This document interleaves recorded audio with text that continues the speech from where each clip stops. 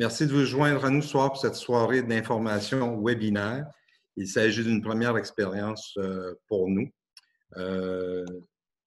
Puisque les règles gouvernementales nous interdisent toujours les rassemblements publics, donc on a décidé d'utiliser cette formule pour vous rejoindre. Ce soir, nous allons vous exposer les éléments dérogatoires soumis au CCU du 14 mai dernier dans le cadre du projet Manoir Station 7. Je l'ai dit d'entrée de jeu, il s'agit d'une soirée d'information et non pas d'une soirée de consultation, pardon.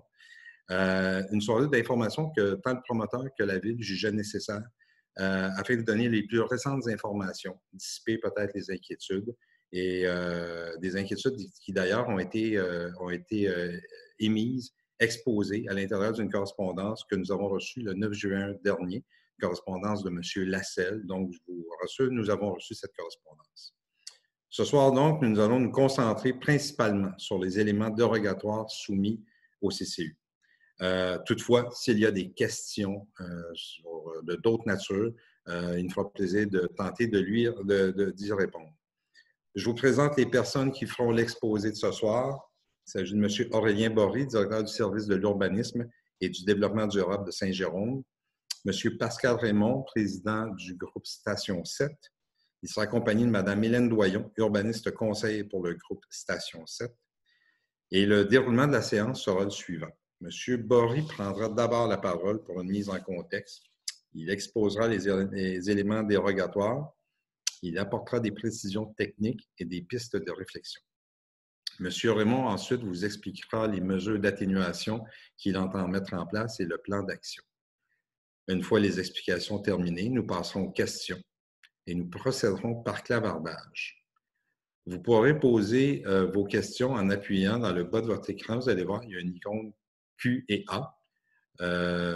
Et donc, vous pourrez appuyer avec votre curseur sur cette icône et les questions apparaîtront en clavardage dans une boîte de dialogue pour les personnes qui font l'exposé de ce soir.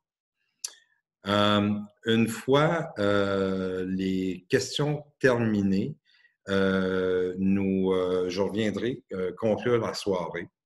Sachez qu'il y a, on espère une séance d'environ 60 à 90 minutes. On pense que ça sera suffisant.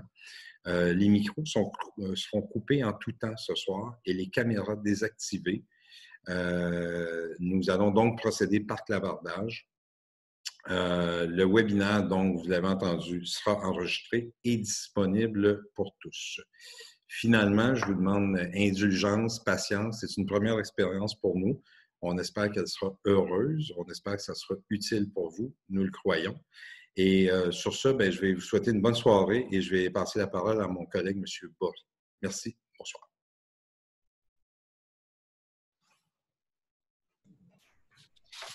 Donc, bonsoir à tous. Aurélien Bory, directeur du service de l'urbanisme et du développement durable. Je suis accompagné de Pascal Raymond, donc, qui représente le promoteur Station 7. Effectivement, moi aussi, je vous demande la même chose, un peu de patience et d'indulgence. C'est très excitant de faire cet exercice avec vous parce que ça va dans la nouvelle approche aussi qui est préconisée par la ville de Saint-Jérôme.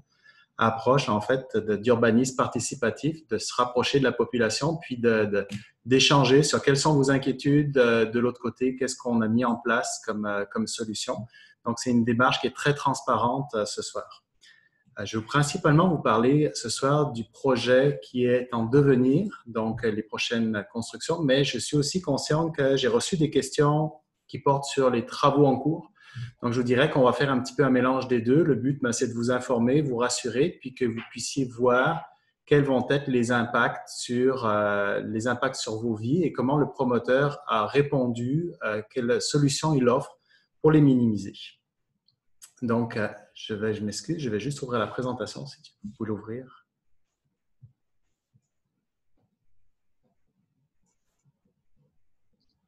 Donc, c'est un projet, le temps qu'il y a une présentation qui va vous être faite, vous êtes partagée à l'écran.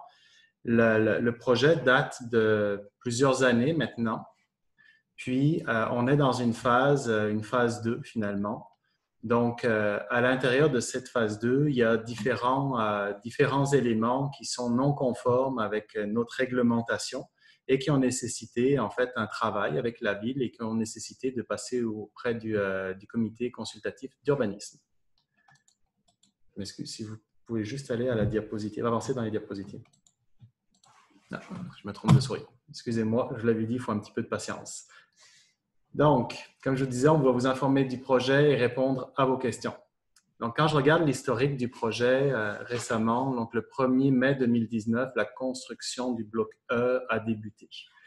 Entre-temps, le promoteur a continué à planifier donc, le reste du site et ça a été présenté au CCU en date du 14 mai 2020. Le CCU s'est prononcé sur plusieurs éléments dérogatoires à notre réglementation et a émis une recommandation favorable. Le 9 juin ou le 10 juin, on a reçu une réception en fait, d'opposition à la dérogation. Donc, en fait, dans le cadre du contexte actuel de COVID, le gouvernement a mis en place un processus pour permettre aux gens de s'exprimer de façon écrite. Donc, vous êtes plusieurs à nous avoir fait part de votre opposition aux éléments qui étaient demandés. Maintenant, ce soir, c'est vraiment pour vous exposer l'ensemble du projet. Et la prochaine étape, c'est le 16 juin, donc la semaine prochaine, où le conseil municipal aura statué sur le dossier qui a été recommandé par le comité consultatif d'urbanisme. On est à l'intérieur, dans ce projet, à l'intérieur de ce qu'on appelle l'aire Todd, donc l'aire à côté, le pourtour de la gare multimodale de Saint-Jérôme. Donc, on est dans une zone qui, pour nous, est en transition et va accueillir de plus en plus de projets de densité. Donc, le projet s'inscrit parfaitement avec les visions qu'a la ville de Saint-Jérôme en termes de densification, en termes aussi de nouveaux usages, en termes de mixité également. Le projet répond à ces enjeux-là. Donc, hormis les éléments que je vais vous présenter, le projet répond entièrement à la réglementation. Donc, le projet dont on vous parle ce soir, concrètement, c'est 2 tours et on va plus insister sur les éléments qui vous touchent. Donc, 2 tours, je les ici présente, et ces 2 tours ne répondent pas à notre réglementation en termes de marge d'isolement. Notre réglementation prévoit 17,8 mètres et concrètement, les 2 tours sont plus proches des limites de propriété sur le projet. Puis, M. Raymond va faire la démonstration de pourquoi est-ce que les tours sont plus proches.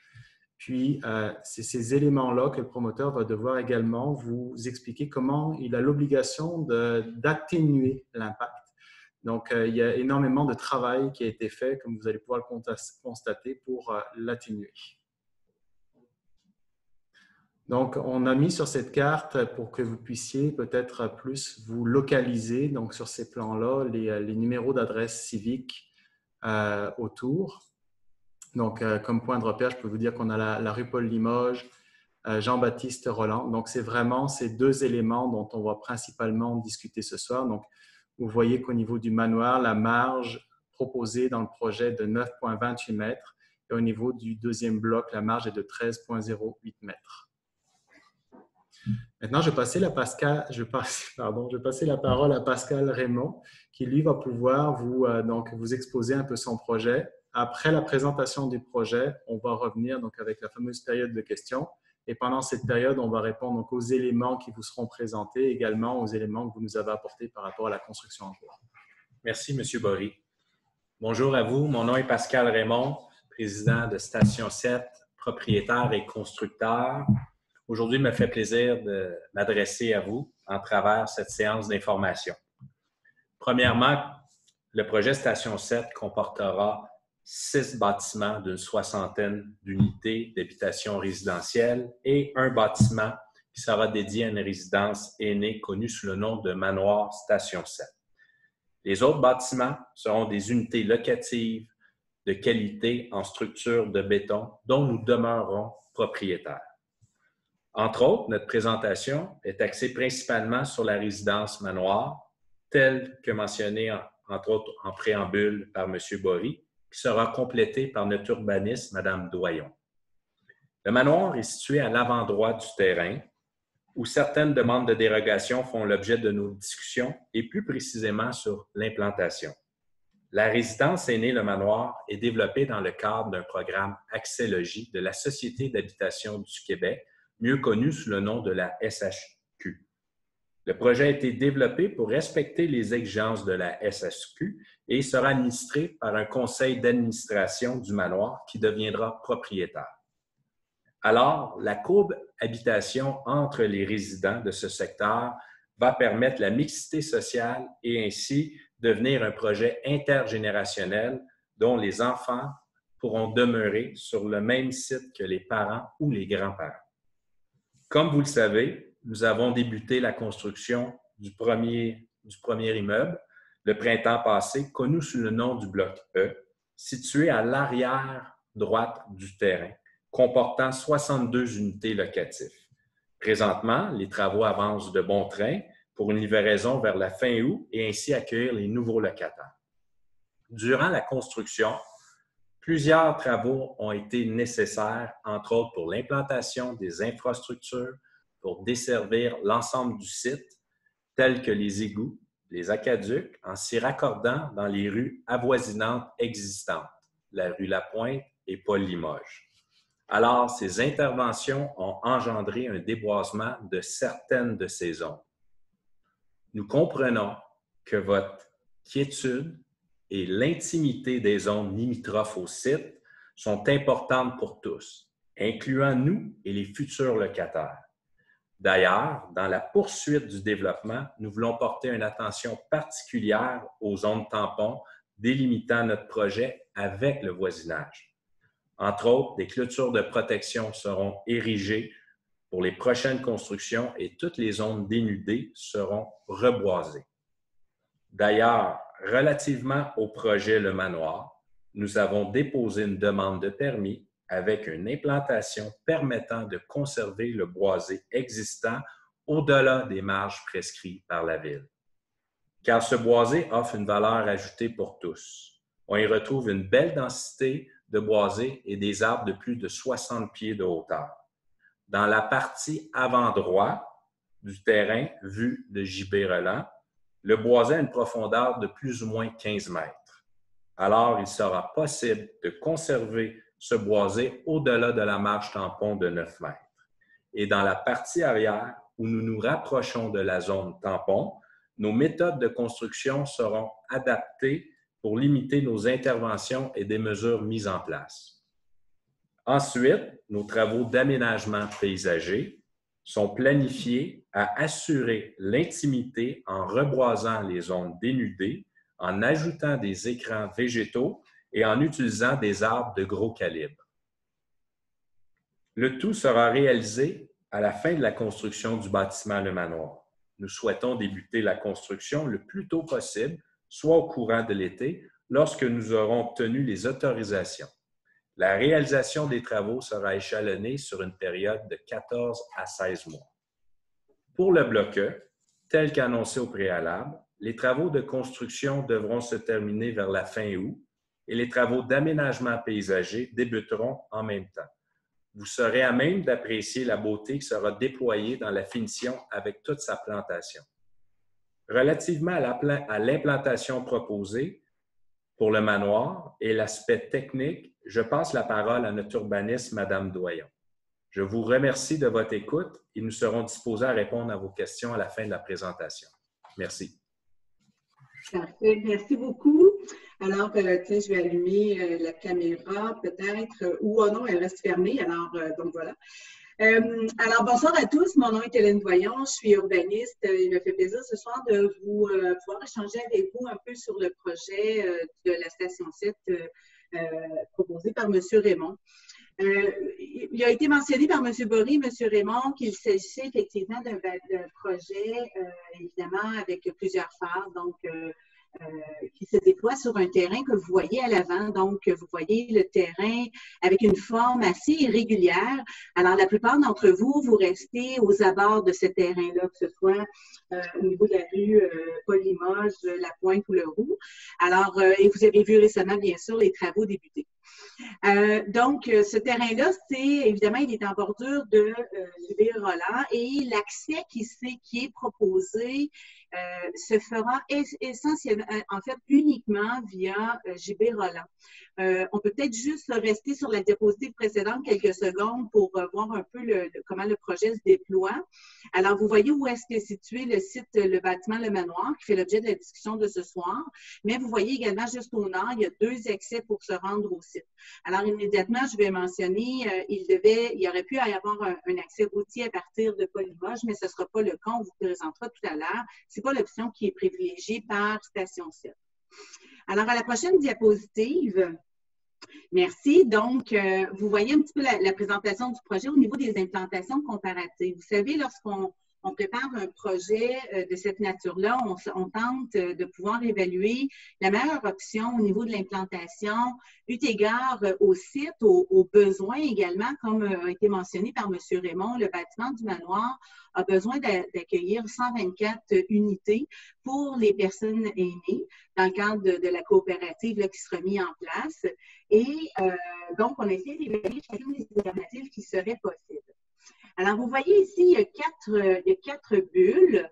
La première en haut à gauche, merci pour la souris, c'est très gentil. Alors, juste pour vous mentionner, c'est pas moi qui contrôle la présentation, alors je vais interpeller l'animateur à distance de changer les diapos. Alors, donc voilà. Donc, l'implantation proposée, vous voyez donc la première bulle en haut à gauche, c'est celle-ci qui a été retenue, qui vous est soumise ce soir, qui fait l'objet de la dérogation. Vous voyez le petit coin rouge.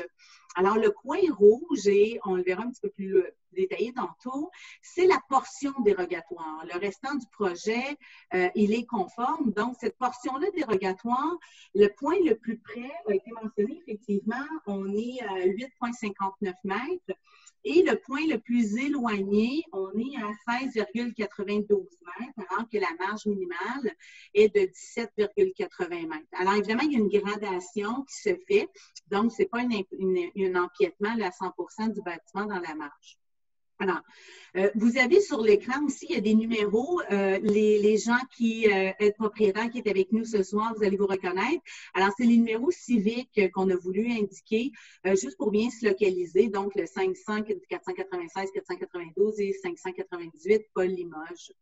Vous voyez également entre le 598 et le 500, l'accès véhiculaire qui à l'origine avait été planifié dans un projet antérieur, donc qui ne fait pas l'objet aujourd'hui de la discussion, ou du moins ce que nous, on souhaite vous proposer comme implantation. Alors, suivant notre implantation proposée, la Ville de Saint-Jérôme nous a demandé de faire des analyses comparatives, à savoir quelle serait une implantation alternative et qui aurait, pour évaluer un peu le site du meilleur endroit, en fait, pour pouvoir localiser et diminuer le plus l'implantation dérogatoire. Alors, vous avez des alternatives numéro 1, 2 et 3 qui sont en grisé. Alors, si on commence par la numéro 1 en haut à droite, donc, effectivement, le bâtiment pourrait être implanté, je dirais, complètement de l'autre sens. C'est parallèle à Paul Limoges, là, si on veut, là. Et avec un accès, effectivement, par Paul Limoges, il faudrait également avoir un énorme rayon de virage de 32 mètres de large qui serait aussi dérogatoire. Et la pointe nord du bâtiment, donc en haut, serait également dérogatoire dans ce contexte-là. Alors, c'est une alternative qui, pour nous, n'est pas la plus optimale. Toutefois, on a souhaité la présenter quand même, que c'est des alternatives qui ont été étudiées. Tout comme les deux alternatives qui sont en bas, donc l'alternative numéro 2 est un peu similaire à la numéro 1, mais en ce sens qu'on ferait un accès supplémentaire à partir de JB Roland. Tout à l'heure, M. Raymond vous a mentionné d'ailleurs que le boisé à cet endroit-là a été conservé et est très dense. Alors évidemment, ça viendrait entraîner un déboisement supplémentaire. D'ailleurs, que ce soit dans les alternatives 1, 2 ou 3. Alors encore une fois, on serait aux prises avec aménager un grand rayon de virage et c'est ce qui n'était pas optimal pour nous. Alors, là, finalement, l'alternative numéro 3, on se retrouve à avoir un accès toujours supplémentaire sur JB Le Roland et avec un léger désaxement du bâtiment pour permettre l'aménagement des stationnements requis. Et là, on se retrouverait à avoir une dérogation, vous voyez encore une fois la partie rouge, encore plus importante. Bref, au final, lorsqu'on regarde l'ensemble, on a été en analyse numéro 2, et si vous passez à la prochaine diapositive, de retenir deux situations les plus probantes. Cela étant, on vous rappelle, nous, on privilégie bien sûr le scénario numéro 1. Alors, vous voyez dans le scénario, encore une fois, numéro 1, donc c'est celui de l'implantation proposée. Et le bâtiment, il est donc parallèle à J.B. Roland. Il n'y a pas d'accès par Paul Limoges et on aurait toujours un petit coin là, en haut à droite qui serait dérogatoire, effectivement. Alors, il sera proposé d'aménager l'espace résiduel, évidemment, avec un aménagement paysager. Le scénario 2, évidemment, là, on amènerait un bâtiment qui serait implanté parallèlement à Paul Limoges avec un accès à celui-ci. À nouveau, ce n'est pas une situation qui est privilégiée par Station 7. C'est vraiment le scénario numéro 1 et c'est sur lequel on a déposé la demande également pour nous. Alors, à la prochaine diapositive, on peut maintenant commencer par regarder l'impact visuel du projet. Alors, vous vous souvenez de nos 2 scénarios qu'on a retenus. Vous l'avez d'ailleurs dans le plan clé là, en haut à droite. Vous voyez les 2 alternatives. Donc, le scénario 1 que nous, on souhaite privilégier. Vous voyez ici, il y a une perspective visuelle qui a été produite. Il s'agit d'un bâtiment de 7 étages. La réglementation en autorise 8, mais on a limité à 7 étages. Et en implantant le bâtiment de cette manière-là, la vue à partir de Paul Limoges est largement moins affectée que si on implanterait le bâtiment en scénario 2, parallèle à Paul Limoges, avec l'accès véhiculaire. Évidemment, il faudrait l'aménager dans ce contexte-là. La grande différence aussi, c'est non seulement, l'effet de massivité qui serait beaucoup plus important du bâtiment, mais l'autre élément également, on parle beaucoup d'intimité, de quiétude. Évidemment, on recherche tous à avoir notre jardin à nous, là, notre intimité. Alors, le scénario numéro 1, en fait, il y aurait une perspective sur seulement 12 balcons des locataires, des personnes aînées, des personnes âgées qui habiteraient, versus la vue sur 52 balcons qui serait proposé en scénario 2.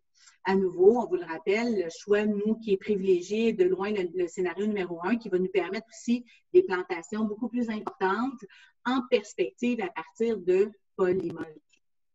Alors, si on va à la prochaine diapositive maintenant, on a également présenté une étude d'impact d'ensoleillement. Évidemment, c'est toujours important à ce qu'on souhaite lorsqu'on a un bâtiment près de chez nous. Oui, la vue, l'impact, mais également l'effet sur ma cour, mon jardin à moi, mon intimité. Alors, l'étude d'ensoleillement qui a été proposée, en fait, on l'a fait pour les 2 scénarios. Sur la première diapo, on va voir que c'est l'effet sur l'ensoleillement au 22 juin. Là, souvent, on va prendre cette comparaison-là là, à 15 heures, donc en plein après-midi, beau temps, beau soleil. C'est dans le fond le plus beau moment durant l'été, ou à peu près, c'est ce qui va se poursuivre jusqu'à la fin de l'été. Et on voit l'ombre portée. L'ombre portée, c'est le gris pâle où on voit actuellement la souris se déplacer. Donc, vous voyez que l'ombre portée du bâtiment du manoir et de tous les autres également, vous pouvez les voir en même temps, là, le bâtiment du manoir ou tous les autres n'ont pas un effet, n'ont aucun impact sur l'ensoleillement de vos propriétés qui est immédiatement adjacente au projet. Si on regarde au sud, évidemment, l'impact est un petit peu, elle est différente, mais elle est quand même minime. Alors, c'est pas là qu'on vient chercher nécessairement au niveau de l'ensoleillement le gain. Toutefois, si on va à l'autre diapositive, on va aller à l'autre diapositive. Oui. Alors, on peut changer de diapositive. Oups, juste celle d'avant, excusez-moi. Donc, voilà, la prochaine, la 15. Voilà, merci beaucoup. Désolée, donc, comme je vous mentionnais, je suis à distance et c'est une personne à l'île Saint-Jérôme qui contrôle la présentation. Alors, la prochaine étude d'ensoleillement, en fait, que l'on a fait, on essaie toujours aussi de comparer 2 moments, donc le 22 juin et l'autre à l'équinoxe d'automne où on aura un an. Évidemment, le soleil baisse. Alors, ce qu'on a recherché à savoir, c'est est-ce qu'il y a un impact sur, encore une fois, l'ensoleillement des immeubles voisins. Alors, on le voit clairement, encore l'ombre, elle est plus importante, mais elle n'a pas d'effet, notamment sur les propriétés du côté de Paul Limoges. Alors, l'implantation choisie n'interfère pas nécessairement au niveau de l'étude d'ensoleillement de par la direction du soleil et le nord et le sud, bien sûr. Alors, on peut aller à la prochaine diapositive. Donc, la dernière, et par la suite, j'aurai terminé la présentation, la question de l'aménagement paysager. Alors, vous avez vu tout à l'heure sur les cartes les portions qui étaient en vert. Évidemment, le vert parle. Cela étant, ce qui est intéressant de savoir, c'est qu'est-ce qui va être fait réellement, bien sûr. Évidemment, c'est des plans qui sont un petit peu plus techniques parce qu'on doit produire au dépôt de la ville. Alors, c'est pour ça que vous voyez plein de numéros, là, c'est petit. Mais ce qu'on doit produire à la ville, c'est essentiellement les plans avec toutes les essences d'arbres, leur diamètre, leur hauteur, etc. Évidemment, le but, parce que c'est des normes très précises au niveau des exigences en matière de plantation et de reboisement. Alors, si on commence par la description du plan, si vous regardez une espèce de bulle nuage là, qui est au sud, donc coin droit, et qui part de J.B. Roland et qui va remonter jusqu'à l'immeuble à peu près ici au 500. Dans cette portion-là, c'est un boisé qui est existant. M. Raymond l'a mentionné d'ailleurs tantôt. Il y a environ une quinzaine de mètres de profondeur et par la suite, il est préservé à plus de 9 mètres sur toute sa longueur. C'est sûr ici, quand on arrive au coin du bâtiment, vis-à-vis le 500, Paul Limoges, il y a un rétrécissement, mais il y a des plantations qui vont être proposées par la suite pour venir compenser, pour surtout venir reboiser en fait ce secteur-là. Alors, déjà, on peut vous dire, là, les plantations, ça va être des plantations quand même de calibre important, avec une croissance relativement rapide. L'objectif étant de vous créer, de recréer l'espace d'intimité qui est là. On pourra faire avec l'aménagement un petit peu de butons et autres, donc vraiment pour venir bonifier cet aspect-là. Juste au nord, on voit une deuxième bulle où, par exemple, on a encore le boisé existant et ce qu'on propose de faire dans l'accès qui aurait pu être aménagé comme étant un accès véhiculaire, donc l'entrée du projet à partir de Paul Limoges. Il est proposé de faire une série de plantations entre les deux propriétés, là. Je vais y aller les numéros civiques, les gens pourront peut-être se reconnaître. Donc, les propriétés qui sont situées au 598 Paul Limoges et le 500 Paul Limoges. Alors, l'objectif, c'est vraiment de venir y ajouter des plantations, des aménagements divers pour recréer le filtre végétal et l'intimité également entre les différentes propriétés. Alors, donc, c'était le tour de ma présentation. Alors, je recevrai la parole à la ville, je pense. Oui, merci.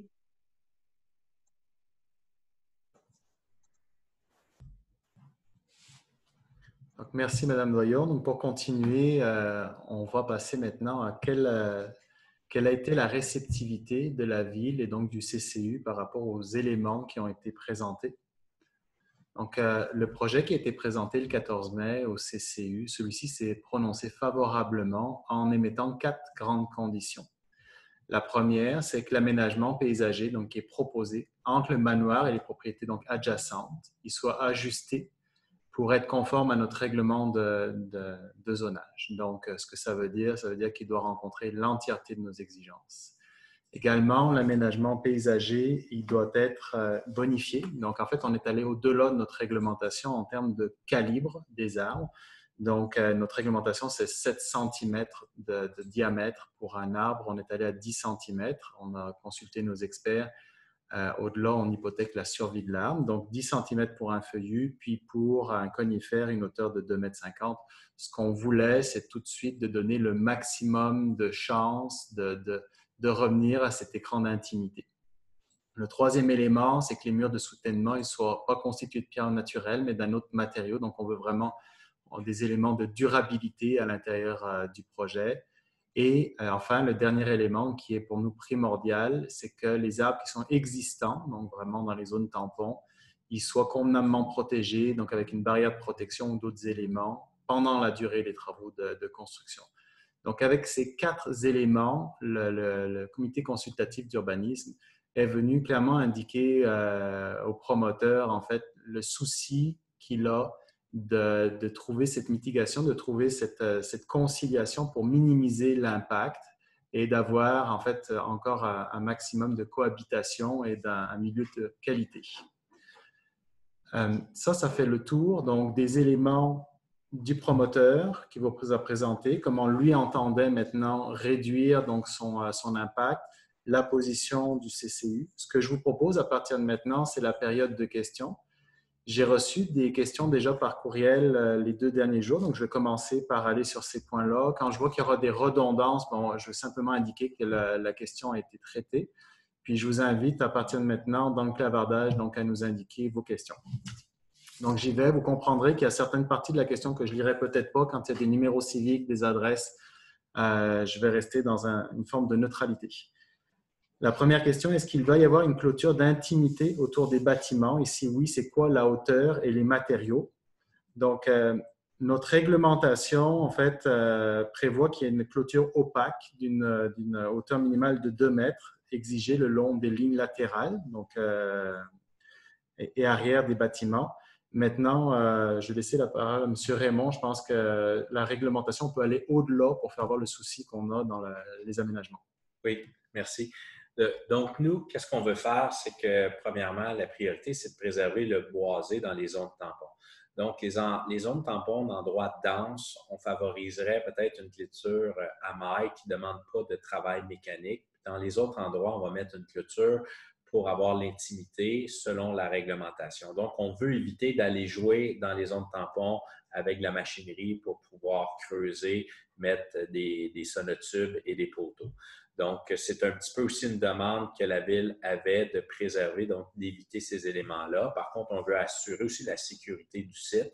Donc, on va y aller sur la réglementation. On va sans doute mettre une clôture qui n'est pas définie la couleur avec des lattes pour de type frost de couleur. Merci. C'est quoi le nombre d'étages des bâtiments Station 7 à venir? Donc, ça joue entre 6 et 7 étages selon les bâtiments. Puis, effectivement, c'est conforme à notre réglementation pour cette zone où on pourrait aller jusqu'à 8 bâtiments. C'est quoi les recours contre la Ville et le promoteur pour arrêter et annuler ce projet disproportionné? Donc, vous avez déjà exercé votre droit de recours en envoyant en fait par écrit donc votre opposition. Maintenant, la prochaine étape, c'est le conseil municipal qui a lieu la semaine prochaine, donc le 16 juin. C'est quoi le nombre de phases de construction des bâtiments Station 7 à venir? Comme au préalable, on va avoir 7 phases. Donc, la première phase, elle est presque terminée. Le manoir constitue une phase et il y aura 5 autres phases. Merci. Dans le second bâtiment à construire, les arbres dans la zone tampon vont-ils être conservés ou inutilement déboisés comme le bâtiment en cours de construction? Donc, je pense qu'on a répondu, le promoteur a fait l'exercice de faire voir comment non seulement il ne voulait pas toucher les arbres existants, les protéger, c'est une condition préalable à l'émission du permis et également le reboisement de la zone tampon qui actuellement est dénudée. Comment le promoteur va limiter les dégâts à la suite de la perte d'intimité de tout le voisinage vu le nombre d'étages? Je ne sais pas si tu vas apporter… Comment le promoteur va limiter les dégâts à la suite de la perte d'intimité de tout le voisinage vu le nombre d'étages? Ben, peut-être je peux laisser Mme Doyon répondre à cette question-là sur l'aspect technique. Oui, désolée, j'ai le délai pour réactiver mon micro. Alors, écoutez… Je crois que Mme Doyon, vous allez avoir le droit de parole bientôt, on s'excuse. Mme Doyon? Oui. Alors, vous m'entendez? Oui, désolée. Oui. Alors, excusez-moi, donc, c'était la question.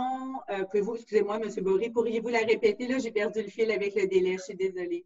Comment le promoteur va limiter les dégâts à la suite de la perte d'intimité vu le nombre d'étages? Oui, bien écoutez, le nombre d'étages, la première des choses, il faut savoir, le bâtiment, par exemple, prenons le manoir. Alors, le manoir propose en fait un bâtiment d'un étage inférieur à la réglementation autorisée. Alors, l'objectif qui était donné, c'est d'aller le moins en hauteur possible, tout en pouvant pouvoir accueillir les 124 unités pour les résidences aînées. Donc, au niveau, ça c'est la première des choses, au niveau de l'intimité, évidemment, donc le boisé sur le côté droit, là, ce qu'on a vu tout à l'heure, est conservé en très grande partie, d'une largeur de 15 mètres à 9 mètres. Et il y a des plantations additionnelles qui sont prévues également tout près, là, si je dirais du 500, Paul Limoges ou à peu près. Et d'ailleurs, il y a d'autres plantations qui sont prévues dans le projet. Alors, l'aspect de l'intimité des propriétaires va être préservé d'une part par cet écran naturel ou végétal qui est proposé. D'autre part, en implantant le bâtiment, on a vu là, parallèlement à JB Roland, on minimise le nombre de balcons qui auraient une vue sur les autres propriétés. Alors, évidemment, on aurait une douzaine simplement d'unités qui seraient visibles des propriétaires sur Paul Limoges. Donc, ça, c'est l'autre aspect. Et par la suite, sur la question de l'intimité, évidemment, il y aura une bonification haute. Il y a les plantations d'arbres. Il y a des quinconces aussi au niveau des alternances entre les feuillus et les conifères. Alors, sur l'ensemble de ces aspects-là, M. Raymond et Station 7 sont d'avis qu'on va atteindre, on va pouvoir préserver justement l'intimité de part et d'autre également. Et d'autres mesures pourraient être mises en place éventuellement, évidemment, en cours de route, le cas échéant. Merci. C'est quoi le type et la hauteur des arbres implantés? Puis ça va croiser plusieurs questions que j'ai également qui viennent de rentrer. Oui. Donc, en fait, le CCU a demandé que ce soit les arbres feuillus, ils aient un diamètre de 10 cm, comme je vous disais. Il y a des personnes qui me demandent pourquoi ne pas mettre des arbres de 4 mètres ou plus haut. On a consulté nos professionnels, puis il faut savoir que plus un arbre est gros, plus sa survie est hypothéquée quand on le plante. Donc, c'est pas mal, au vu des conditions aussi du site, c'est pas mal le calibre qui est jugé idéal pour pouvoir survivre. Et au niveau des feuillets, donc c'est vraiment une hauteur minimale de 2,50 m. Est-ce qu'il va y avoir un passage de rue vers la rue Paul Limoges à cause du projet? Donc, c'est non, la réglementation ne le permet pas. Pourquoi les travaux de construction sont effectués le week-end en plus? Donc, ça, c'est géré par notre règlement sur les nuisances. Donc, ce que dit le règlement, c'est que de 7 h du soir à 7 h du matin, il ne doit pas y avoir de bruit. Les travaux sont permis également les fins de semaine, tant qu'effectivement, il n'y a pas de bruit qui soit émis excessif à l'extérieur du périmètre du site. Toutefois, j'appelle peut-être dans le contexte actuel de reprise des travaux, de la COVID, je sais qu'il y a des engagements sur des livraisons de bâtiments. Et c'est peut-être pour ça aussi que le promoteur a reparti rapidement son chantier. Mais il a été averti et je sais qu'il collabore avec nous pour limiter les nuisances sonores. Les prochaines questions. Donc, combien de riverains sont actuellement à l'écoute de ce webinaire? Je ne le sais pas. Une vingtaine. Donc, une vingtaine de personnes nous écoutent actuellement. Comment expliquez-vous la différence en 17 mètres de la zone tampon à 9 mètres, sachant que le terrain n'a pas changé de dimension? Donc, il y a déjà une distinction entre la zone tampon et la marge d'isolement. Les dérogations qui ont été demandées, c'est sur la marge d'isolement. Donc, concrètement, c'est entre la limite du bâtiment et votre limite de propriété. Dans notre réglementation, c'est 17,8 et il la passe à 9 mètres. Et le 9 mètres restant, si on raccourcit un peu, c'est la zone tampon. Donc, la zone tampon n'est pas passée de 17 mètres à 9 mètres. Comment préserver 9 mètres de zone tampon alors que vous êtes à 9,25 mètres? Oui, bien, je peux répondre. C'est une bonne question. Premièrement, à l'endroit où on est le plus restreint, c'est déjà une zone dénudée où il y a eu des tests qui ont été faits à la demande des ingénieurs. Donc, on s'est engagé à reboiser cette zone-là. Par contre, nous allons aussi adapter nos méthodes de construction pour éviter d'avoir des pentes d'excavation conformes à la CNESST. On va être encore conforme, mais on va utiliser des blocs de béton pour pouvoir avoir des excavations à 90 degrés pour éviter les empiètements dans les zones tampons. Merci. Quelle est la distance entre les arbres que vous allez planter? Donc, écoutez, ça, il y a un plan d'aménagement paysager. Je ne sais pas si Mme Doyon, vous voulez nous donner plus d'indicatifs ou peut-être on peut remontrer le plan d'aménagement paysager si vous le désirez. Peut-être juste donner la parole à Mme Doyon. On va remettre à l'écran le plan d'aménagement paysager pour vous refaire voir le...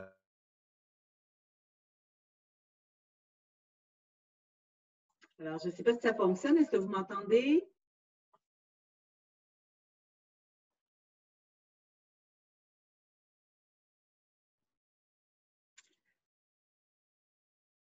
Oui, est-ce que vous m'entendez? Excusez-moi, moi, j'entends plus du tout le son. Je vois vos lèvres bouger.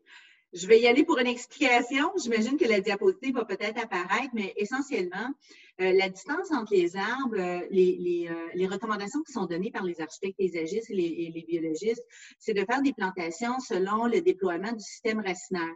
Hein, un plus petit arbre va avoir un système racinaire plus petit versus un grand arbre. Alors, actuellement, il y a des distances, des fois, dans des plantations d'arbustes qui sont à 0,5 mètres, donc un collé sur l'autre. Et dans d'autres cas, quand on va aller vers vraiment un arbre en bonne uniforme, les distances sont généralement de 2,5 mètres entre chacun. Des fois, on peut les rapprocher à 1,5. L'idée ici, c'est qu'on ne peut pas les coller toujours de façon très, très près pour la simple et bonne raison que le système racinaire va être affecté et il ne pourra pas bien se déployer. Alors, ça varie selon l'essence qui est proposée. Parmi les essences proposées, comme je vous ai mentionné, c'est une alternance de feuillus et de conifères. Et pourquoi on a cet objectif-là ou cette préoccupation-là? En hiver, vous le savez, il y a les feuilles tombent. Alors, évidemment, le paysage change sur nos terrains. L'idée d'avoir une alternance conifères et feuillus devient à ce moment-là intéressante pour préserver l'intimité justement recherchée. Alors, la distribution des arbres, donc, on les voit un petit peu répartir un petit peu partout et sont les plus près possibles tout en assurant qu'ils vont pouvoir continuer à croître et être protégés par une distance recommandée par les professionnels à ce moment-là. Au niveau du calibre, donc, on a vu, là, c'est un calibre qui est exigé, qui est quand même très, très, très important. C'est des croissances d'arbres qui sont quand même assez rapides. Comme je l'ai mentionné, l'objectif est de pouvoir recréer ce mur végétal-là naturel le plus rapidement possible. Et il y a autant de l'épinette, du cèdre, il y a de la cruche, il y a des lilas, il y a des févriers, il y a des érables également qui sont proposés pour avoir une belle variété là, au niveau du paysage. Alors voilà, pour moi, ça complète la réponse. Parfait, merci. Donc, on va passer à la prochaine question. Si vous pouvez juste me remettre sur le déroulement, merci. Donc, est-ce qu'il y aura encore du dynamitage cet été? Oui, il y aura des travaux de dynamitage qui seront nécessaires en partie pour le manoir. Étant donné qu'il y a des stationnements souterrains et qu'on est dans un sol où il y a du roc, le roc est difficile à déterminer exactement. Des endroits, des fois, il n'y en a pas. Il est un petit peu en dents de scie sur le site, mais il y aura des travaux qui seront condensés dans l'échéancier de dynamitage. Merci. Au niveau de la pression d'eau, avec le nombre d'unités existant, la pression sur la rue Paul-Limoges sera certainement affectée. Est-ce qu'il y aura des travaux de fait pour augmenter le débit? Il y a déjà une baisse de pression sur l'aire des repas.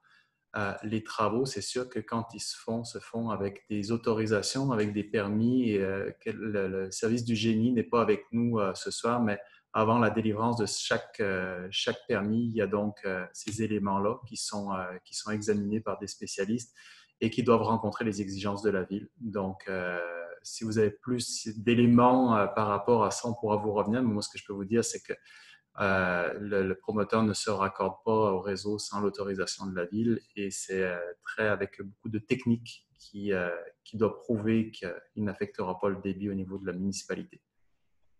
Allez-vous continuer à pousser la neige dans la zone tampon? Bien, écoutez, présentement, le déneigement qui a été fait cet hiver qu'on vient de passer, c'était plutôt pour le bloc E et c'est un déneigement qui a été fait temporaire en sachant que ce n'était pas des déneigeuses comme de type résidentiel qu'on est habitué de voir, parce qu'il y a des souffleuses qui vont être redirigées ou sorties du site. Donc, la question, c'est qu'on ne voudra pas entreposer de la neige dans les zones tampons où est-ce qu'on va mettre tous les arbres et la nouvelle plantation. Parfait, merci. Que dit votre règlement en 1913 par rapport pour la plantation des arbres? Ce que ça dit, c'est qu'en fait, les arbres dans les zones tampons, ils doivent être convenablement protégés, donc ils ne doivent pas être coupés, que si jamais ils sont coupés, ils doivent être replantés. Ce que je peux vous dire, c'est également que les conditions du CCU vont au-delà de notre réglementation, donc ça, c'est important à bien le comprendre. En termes de calibre, en termes de volumétrie, donc les membres du CCU ont la disposition d'aller plus loin. C'est ce qu'ils ont fait. Quand exactement estimez-vous la fin complète du projet? Bien, disons que l'objectif, c'est d'accélérer les travaux et présentement, nous sommes en demande de permis pour 2 blocs, 2 phases qu'on voudrait partir de façon concomitante, peut-être avec 3 mois de déphasage qu'on appelle le manoir, et le bloc A qui se trouve à gauche du manoir. Donc, par la suite, nous allons tenter de procéder toujours à 2 phases ensemble. Donc, l'ensemble du site pourrait prendre de 4 à 5 ans pour le développement total.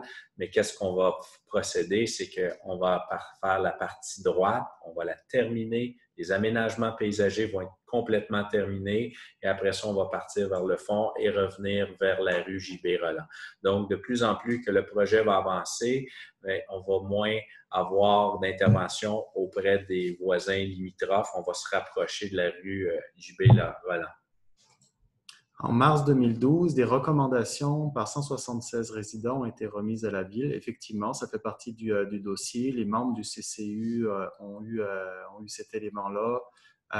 Quand on a planifié le projet avec le promoteur, on a conscience d'essayer de trouver cette association, ce mariage qui permet en fait de pouvoir favoriser un projet tout en favorisant les conditions gagnantes pour limiter donc les pertes de jouissance ou les problématiques avec les riverains. Donc oui, les recommandations sont à l'intérieur du dossier, ont été examinées. Savez-vous que les tuyaux d'eau ne sont pas bouclés sur Paul Limoges? Écoutez, là, je ne m'étendrai pas sur cette question. Je pense que ce que je vous disais, c'est qu'on a l'ensemble des travaux sont suivis par notre division du génie. Donc, il n'y a pas d'improvisation dans les réseaux à ce niveau-là, je peux vous rassurer. Moi, je peux peut-être vous répondre. Il y a eu un bouclage qui a été fait à la demande du département de civil qui a été fait entre autres par la rue Lapointe. Donc, c'était une des exigences qui fait partie de la conception et de la réalisation des travaux qui ont été faits. La prochaine question, à combien de mètres vous allez obliger le promoteur à planter des arbres? Ben, en fait, je ne suis pas sûr de quel mètre vous parlez. Ce que je vous dis, c'est que la zone tampon va être respectée. Là où il n'y a plus d'arbres dans la zone tampon, ça va être replanté. Puis M. Raymond vous a fait voir l'exercice qu'il allait aller au-delà de la limite de la zone tampon actuelle pour vraiment créer cet écran-là. Les égouts ne sont pas bouclés non plus. Donc, écoutez, là aussi, Bien, je peux répondre. Ce n'est pas dans le cadre du manoir ou des dérogations en cours, mais c'est une information plus générale. Nous, on a l'acceptation provisoire du service de génie relativement à tous les travaux d'infrastructure qui ont été faits conformément au plan et les plans ont été approuvés au préalable par la Ville. En fait, ce qu'on vous dit par rapport que ce soit l'aqueduc ou les égouts, c'est soyez tranquille. Comme je vous disais, c'est vraiment important de comprendre. Un permis de la Ville est émis, le permis de construction est émis quand toutes les exigences à la réglementation ont été rencontrées, dont les exigences au niveau du génie civil. Pourquoi ne pas avoir gardé les arbres matures déjà existants au lieu de tout raser et être obligé de reboiser? Bien, premièrement, dans le cadre du projet Le Manoir tel que discuté au préalable, nous allons pouvoir préserver le boisé. Il y a certaines zones qui ont été dénudées pour l'implantation des infrastructures, des raccordements aux rues existantes. Et ça a nécessité un travail. Et maintenant, ces travaux-là d'infrastructure sur l'ensemble du site sont terminés. Et c'est pour cela qu'on va pouvoir reboiser. Puis aussi, il faut considérer que le site va changer de topographie par rapport à la topographie initiale. Il faut comprendre que le site, le terrain, en partant de gauche à droite, il y a un fort dénivelé de plus de 3 mètres. Donc, dans l'implantation du site et des immeubles, nous avons dû quand même arrimer ça avec une certaine constance. Donc, c'est pour cela qu'il y a eu aussi certains travaux qui ont été nécessaires afin de raccorder les infrastructures pour permettre les pentes, pour pouvoir drainer. Et c'est pour ça qu'il y a eu certaines zones. Par contre, présentement, les petites zones qu'on peut observer sont plutôt reliées au manoir, qui est une zone dénudée qu'on a vue, qui est bien ciblée sur le plan d'aménagement paysager, où on prend soin de pouvoir faire une plantation à cet endroit-là. Et par la suite, au niveau du bloc E qui est en construction, vous allez voir tous les endroits où on remet des arbres à plusieurs endroits auxquels on a fait certaines interventions pour desservir le site. Merci. Il n'y a pas d'autres questions pour l'instant, donc je vais peut-être vous laisser 1 ou 2 minutes si vous avez d'autres éléments. Sinon, on a fait le tour. On a fait le tour des questions relativement à l'implantation. Donc, je vois une ou deux questions. Dans certaines villes comme Blainville, Saint-Laurent, Montréal, Saint-Lazare, des plantations d'arbres matures de plus de 10 cm sont faites. Pourquoi pas sur ce projet? La position, comme je vous disais, peut-être effectivement qu'il y a d'autres contextes.